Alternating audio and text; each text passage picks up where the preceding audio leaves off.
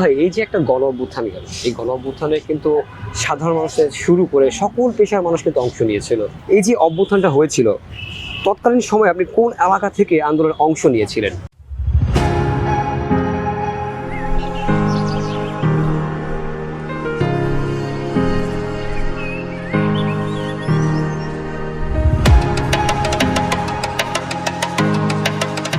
আসলে এই ঐতিহাসিক কোটা বিরোধী আন্দোলনে আমি মোটামুটি ঢাকার সবগুলো স্পটেই গিয়েছি আমার দায়িত্বের কারণে।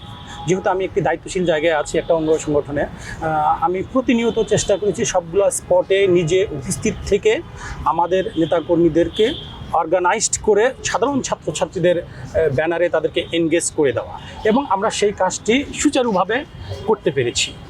আমি বলতে পারি যে বিএনপির রাজনীতির সবচেয়ে সঠিক কৌশল হচ্ছে এই কোটা বিরোধী আন্দোলনটাকে সুন্দরভাবে পরিচালনা করা। কোটা বিরোধী আন্দোলন শুরু হওয়ার পর থেকে ছাত্র দল সহ বিএনপির সকল অঙ্গ সংগঠনের লক্ষ লক্ষ নেতাকর্মী সাধারণ ছাত্রছাত্রীদের ব্যানারে চলে গিয়েছে, কিন্তু বিএনপির সিনিয়র নেতৃবৃন্দ কোটা বিরোধী আন্দোলনটাকে নৈতিকভাবে সমর্থন জানিয়ে এসেছে বা তাদের দাবি দেওয়ার প্রতি একমত পোষণ করেছে।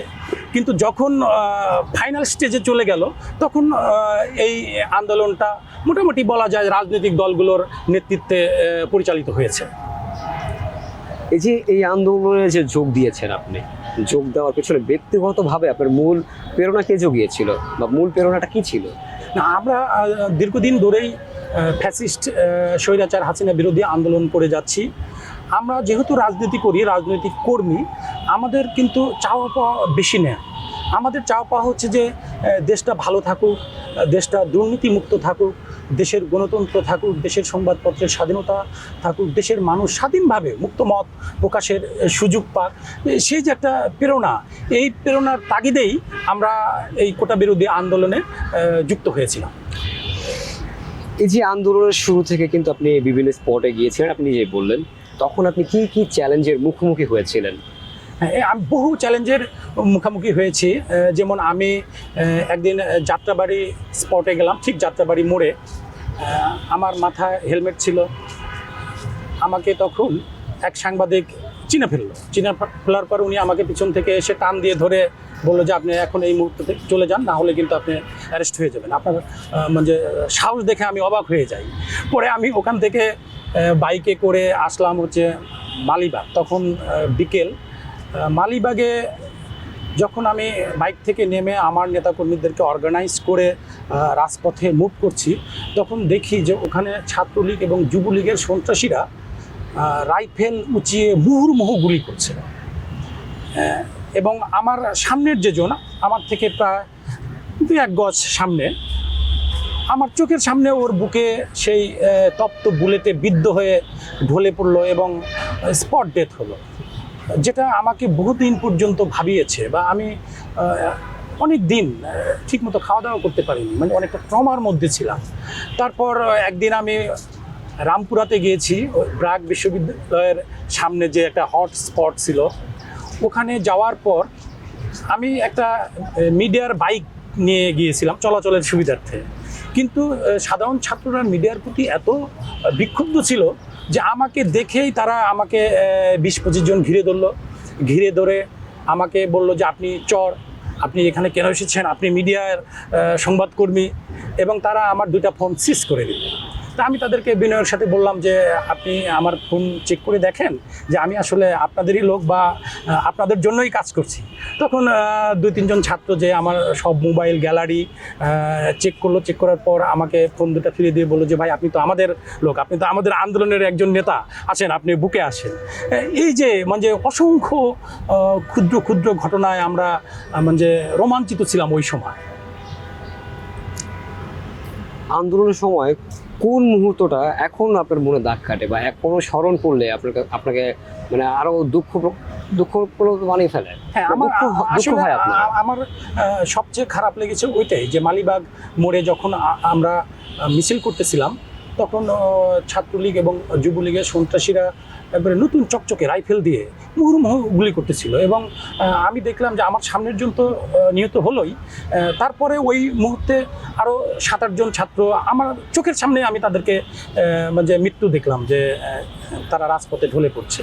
যে জিনিসটা আসলে খুব কষ্টের, যে যারা মারা যাচ্ছে তারা ইয়াং, এবং তারা অনেকটা বলতে গেলে টিনেজার বা অনার্সে পড়ে বা ইন্টারমিডিয়েটে পড়ে, ছোটো ভাইয়ের মতো আমাদের। তাদের এই যে নির্বিচারে গণহত্যা, এটা আসলে আমাকে মানে বহু বছর পর্যন্ত ভাবাবে যে একটা সরকার এত ফ্যাসিস্ট হতে পারে, একটা সরকার তার দেশের নিরীহ জনগণের উপর এইভাবে লেথাল উইপেন দিয়ে গুলি করে হত্যা করতে পারে। এটা আসলে নজিরবিহীন। বিশ্বের কোনো দেশে আছে কিনা আমি জানি না, যে মাত্র 10-12 দিনের আন্দোলনে প্রায় 1500 ছাত্র জনতা বা বিরোধী দলের নেতাকর্মীদেরকে হত্যা করে। এত অল্প সময়ের মধ্যে এত গণহত্যা আমি কখনো দেখিনি। এই যে তখন তো শুরু হয়েছিল আন্দোলনটা, ছাত্ররাই শুরু করেছিল, তারপরে কিন্তু সাধারণ মানুষ তাদের সাথে যোগ দিল।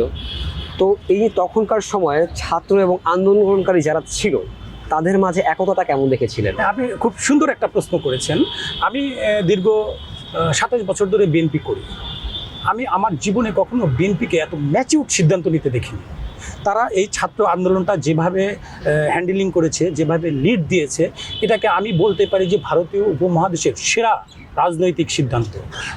কোটা বিরোধী আন্দোলন শুরু হওয়ার পর থেকেই ছাত্রদল সহ বিএনপির সকল পর্যায়ের নেতাকর্মী এই আন্দোলনে যোগ দিয়েছে, কিন্তু কখনোই কেউ মিডিয়াতে আসেনি, ফেসবুকে আসেনি বা অন্য অন্য অনলাইন প্ল্যাটফর্মে আসেনি। তারা শুধু বিএনপির সিনিয়র নেতৃবৃন্দ শুধু ফেসবুকে বা মিডিয়াতে এই আন্দোলনের প্রতি একাত্মতা পোষণ করেছে বা ছাত্রদের পাশে থাকবে বলে প্রতিশ্রুতি দিয়েছে। কিন্তু তলে তলে যে বিএনপির লক্ষ লক্ষ নেতাকর্মী সারা দেশে সাধারণ ছাত্রদের হয়ে কাজ করতেছে, এটা আমার মনে হয় ফ্যাসিস্ট হাসিনার দৃষ্টির বাইরে ছিল। কিন্তু শেখ হাসিনা বা আওয়ামী লীগ যখন বুঝতে পেরেছে যে এই আন্দোলনটা বিএনপি, জামাত বা অন্যান্য রাজনৈতিক দল ব্যাপকভাবে অংশগ্রহণ করেছে, তখন আর করার কিছু ছিল না। তো মূলত সেটা হচ্ছে যে আমরা এই আন্দোলনের শুরু থেকেই অংশগ্রহণ করেছি, কিন্তু মিডিয়ার ফোকাসে ছিলাম না। যখন মিডিয়ার ফোকাসে এসেছি তখন আর শেখ হাসিনার করার কিছু ছিল না। তখন টোটাল আন্দোলনটা বিএনপির নেতৃত্বে এবং বিএনপির ভারপ্রাপ্ত চেয়ারম্যান জনাব তারেক রহমান প্রতিটা মুহূর্ত, প্রতিটা সেকেন্ড এই আন্দোলনে তদারকি করেছেন, আমাদেরকে সরাসরি ফোন করে নির্দেশনা দিয়েছেন কোথায় কী করতে হবে। আমি মনে করি যে তার উৎসাহ, তার নেতৃত্বে আমরা এই ফ্যাসিস্ট খুনি হাসিনা সরকারের পতন ঘটাতে পেরেছি। আচ্ছা, আমি আর একটা প্রশ্ন করতে চাচ্ছি যে সেই মুহূর্তে আপনি বলেছিলেন আপনি কয়েকটা স্পটে ছিলেন, বিশেষ করে রামপুরা, খিলগাঁও এদিকে ছিলেন, আর সেই মুহূর্তে কিন্তু গুলি ছুটছিল পুলিশ, অনেকজন গুলিবিদ্ধ হচ্ছিল, অনেক ছাত্র সাধারণ মানুষ কিন্তু ঢলে পড়ছিল রাজপথে। সেই মুহূর্তে আপনি সাহস কিভাবে পেলেন যে গুলি ছোড়ার পরেও আপনি সাহস করে গিয়েছিলেন? হ্যাঁ, এটা আসলে না, আমরা এই শেখ হাসিনা কর্তৃক দীর্ঘ 16-17 বছরে নির্যাতিত হতে হতে আমাদের মানে বডির যে অ্যান্টিবডি মানে কি বলে এটা প্রতিরোধ ক্ষমতা, ওটা আসলে হয়ে গিয়েছিল। আমরা চিন্তা করেছি যে মানে শেখ হাসিনার পতন না ঘটলেও তো আমরা বাসায় থাকতে পারি না, আমরা আমাদের পরিবার পরিজনের কাছে থাকতে পারি না, আমরা পালিয়ে থাকি বা আমরা মাসের পর মাস, বছরের পর বছর কারাগারে থাকি, তাহলে আসি না একটু যুদ্ধ করে দেখি যা থাকে কপালে। আমরা প্রত্যেক দিন সকালে বের হতাম আমাদের মৃত্যুটাকে হাতের তালুতে নিয়ে, এবং আমাদের পরিবার পরিজনদেরকে স্পষ্ট বলে দিয়েছি যদি আন্দোলন করতে শহীদ হয়ে মৃত্যুবরণ করি তাহলে তোমরা তোমাদের মতো করে চালিয়ে যেও। এত কষ্ট করেছি আমরা। এই যে আপনারা বলছেন যে আপনাদের দলীয় প্রধান যিনি রয়েছেন তার নির্দেশনায় আপনাদের সাথে যোগাযোগ হয়েছে এবং আপনারা বিভিন্ন পর্যায়ে ছিলেন, তো আমার একটা প্রশ্ন ব্যক্তিগতভাবে জানতে চাচ্ছি যে আপনারা যে ছাত্রদের পাশে এসে দাঁড়িয়েছেন, অংশ নিয়েছিলেন, আসলে নিজের জন্য দাঁড়িয়েছিলেন নাকি দেশের জন্য দাঁড়িয়েছিলেন? না না না, আমরা অবশ্যই দেশের জন্য দাঁড়িয়েছি। আমরা ঢাকা বিশ্ববিদ্যালয়ে পড়াশোনা করেছি, সবচেয়ে ভালো সাবজেক্টে পড়াশোনা করেছি, আমাদের একাডেমিক রেজাল্ট ভালো। আমরা তো নিজের স্বার্থ দেখিনি, আমাদের কাছে আমার দেশ বড়, আমার দেশের স্বার্থ বড়, আমার দেশের গণতন্ত্র, দেশের মানুষের মত প্রকাশের স্বাধীনতা, তাদের জীবন ধারণের নিরাপত্তা, বাংলাদেশটা সুন্দর হোক, এটাই হচ্ছে যে আমরা যারা রাজনীতি করি আমাদের মূল উদ্দেশ্য। তৎকালীন সময় মানে গণ অভ্যুত্থানের সময় অনেক মানুষের কিন্তু এই অভ্যুত্থানে অংশ নিয়েছে, অনেক মানুষ গুলিবিদ্ধ হয়েছে, নিহত হয়ে গেছে, খোঁজও পাওয়া যায়নি। সেই সময়ে যারা আন্দোলনে অংশগ্রহণ করে দ্বিধাগ্রস্ত ছিল বা আসতে ভয় পাচ্ছে, তাদের জন্য এখন কোনো বার্তা দিতে চাচ্ছেন কিনা? আসলে আমরা সব কিছুই বাস্তবতার দৃষ্টিভঙ্গিতে দেখি। একটা আন্দোলনে সবাই অংশগ্রহণ করবে আমরা এটা মনে করি না। কিছু মানুষ অংশগ্রহণ করবে, কিছু মানুষ সাপোর্ট দিবে, কিছু মানুষ সহযোগিতা করবে, কিছু অংশগ্রহণ করবে না। কিন্তু আমরা এখন ঐক্যের ডাক দিয়েছি। আমরা দেশ গঠনের জন্য সবাইকে নিয়ে, যারা আন্দোলনে অংশগ্রহণ করেছে বা যারা করে নাই, সবাইকে নিয়ে এই দেশের জন্য কাজ করব, এটাই আমাদের বার্তা তাদের প্রতি। আন্দোলন তো শেষ হয়ে গেল, ফ্যাসিবাদকে দূর করা হলো, নতুন করে বাংলাদেশ সৃষ্টি হলো, কিন্তু এই যে আন্দোলনের পর থেকে লম্বা একটা সময় চলে আসছে, এখন পর্যন্ত তাদের বিচার হচ্ছে না, আসলে এই বিষয়টা আপনি কীভাবে দেখছেন? এটা খুবই দুঃখজনক। প্রথমত হচ্ছে এই জুলাই আগস্টের ছাত্র আন্দোলনের পর এখন পর্যন্ত সুনির্দিষ্ট কোনো তালিকা প্রণয়ন করতে পারে নাই। এটা করতে খুব বেশি সময় লাগার কথা ছিল না। আমি আমার পক্ষ থেকে বলতে পারি যে বিএনপি হাসিনার পতনের 1 মাসের মধ্যেই বিএনপির যে 450 জনের মতো নেতাকর্মী শহীদ হয়েছে, তাদের নাম, ঠিকানা, মোবাইল নাম্বার নিয়ে কিন্তু তালিকা করেছে। তো বিএনপি নেতাকর্মীদের তালিকা তৈরি করতে পারে, তাহলে একটা সরকার কেন সকল শহীদদের তালিকা করতে পারে না? এটা দুঃখজনক এবং এটা বলবো সরকারের ব্যর্থতা। আর দ্বিতীয় যে প্রশ্নটি করলেন, এখনও অনেক সহযোদ্ধা ছাত্র ভাই বোন অসুস্থ, তারা পঙ্গু বা তারা হাসপাতালে কাতরাচ্ছে। তাদের কেন আমরা উন্নত চিকিৎসার ব্যবস্থা করতে পারিনি? তাদের চোখের এখনও কেন তাদের চোখ দিয়ে পানি, অশ্রু ঝরবে? এই জিনিসটা আমার আসলে বোধগম্য না। আমার কাছে মনে হয় এখানে অন্তর্বর্তীকালীন সরকারের যথেষ্ট গাফলতি আছে বা তাদের দায়িত্ব অবহেলার পরিচয় পাওয়া যায়। একটু ভিন্ন প্রশ্ন জানতে যাচ্ছে, সেটা হচ্ছে যে এই ডাকসু নির্বাচন বা ডাকসু নিয়ে আবারও কিন্তু লম্বা সময় পর ডাক উঠলো এবং তফসিলও ঘোষণা করা হয়েছে। আসলে ডাকসুর এই বিষয়টা এত বছর পর আবারও শুরু হলো, কেমন লাগছে বিষয়টা আপনার কাছে? ডাকসু যে কোনো ছাত্র সংসদের নির্বাচনকে আমরা সাধুবাদ জানাই, কিন্তু হঠাৎ করে এই আইন শৃঙ্খলা পরিস্থিতির মধ্যে ডাকসু নির্বাচন বিশ্ববিদ্যালয় প্রশাসন কিভাবে করবে, এটা আমি আসলে আমার খুব একটা বোধগম্য নয়। তবে আমি আশা করব দেশের আইন শৃঙ্খলা পরিস্থিতি উন্নত করে, সমস্ত ঝুঁকিগুলো বিবেচনা করে ডাকসু নির্বাচনটা হয় ভালো। আগামী দেশ নিয়ে আপনার পরিকল্পনা কি? আগামী দেশ নিয়ে পরিকল্পনা, দেশ সুন্দর থাকুক, দেশের মানুষ ভালো থাকুক, দেশ সমৃদ্ধির পথে এগিয়ে যাক, দেশ থেকে দুর্নীতি দূর হোক, অর্থ পাচার বন্ধ হোক, দেশের গণতন্ত্র ঠিক থাকুক, দেশের ভোটাধিকার নিয়ে যেন আর কেউ ষড়যন্ত্র করতে না পারে, দেশের মানুষের জীবন ধারণের নিরাপত্তা থাকুক, সংবাদপত্রের স্বাধীনতা থাকুক, এটুকুই চাওয়া।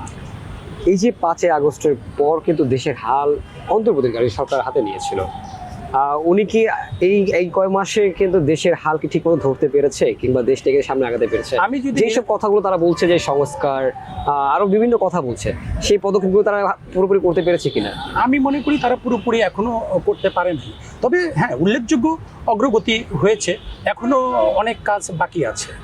আমি আশা করব যে অন্তর্বর্তীকালীন সরকারকে তো বিএনপি সহ অন্যান্য রাজনৈতিক দলগুলো সর্বাত্মক সহযোগিতা করছে।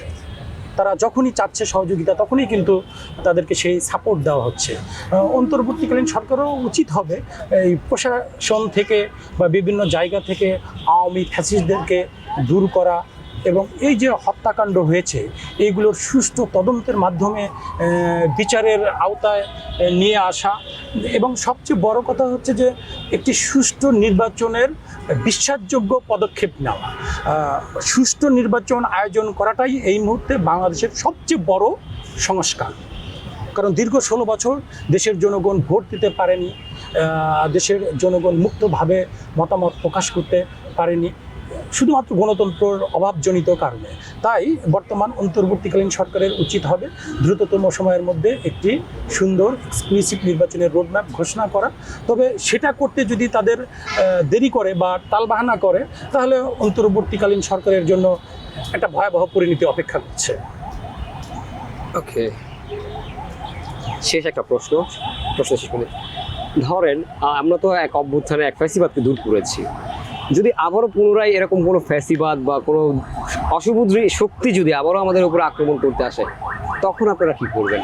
যে বিএনপি সাধারণ জনগণের রক্তের উপর দিয়ে যে ফ্যাসিবাদ মুক্ত হয়েছে, আমি চাই না যে বাংলাদেশে আবার নতুন কোনো ফ্যাসিবাদ ফিরে আসুক। যদি নতুন কোনো ফ্যাসিবাদ ফিরে আসে, আমরা আবার ঐক্যবদ্ধভাবে সেটার বিরুদ্ধে লড়াই করব। এবং আপনি নিশ্চয়ই অবগত আছেন যে আমাদের নেতা জনাব তারেক রহমান ইতিমধ্যে বিভিন্ন প্রোগ্রামে কিন্তু উনি ঐক্যের ডাক দিয়েছেন, সবাইকে নিয়ে রাজনীতি করার বা ঐক্যমত্যের সরকার প্রতিষ্ঠা করার ঘোষণা দিয়েছেন। আশা করি আমরা আমাদের নেতা জনাব তারেক রহমানের নেতৃত্বে রাজনীতির যে গুণগত পরিবর্তন সেগুলোকে বাস্তবায়ন করতে পারব। এবং আমার দৃঢ় বিশ্বাস যে ওনার নেতৃত্বেই বাংলাদেশে গুণগত রাজনীতি প্রচলন শুরু হবে। আপনাকে অসংখ্য ধন্যবাদ আজকে আমাদেরকে সময় দেওয়ার ধন্যবাদ জন্য। আপনাকে।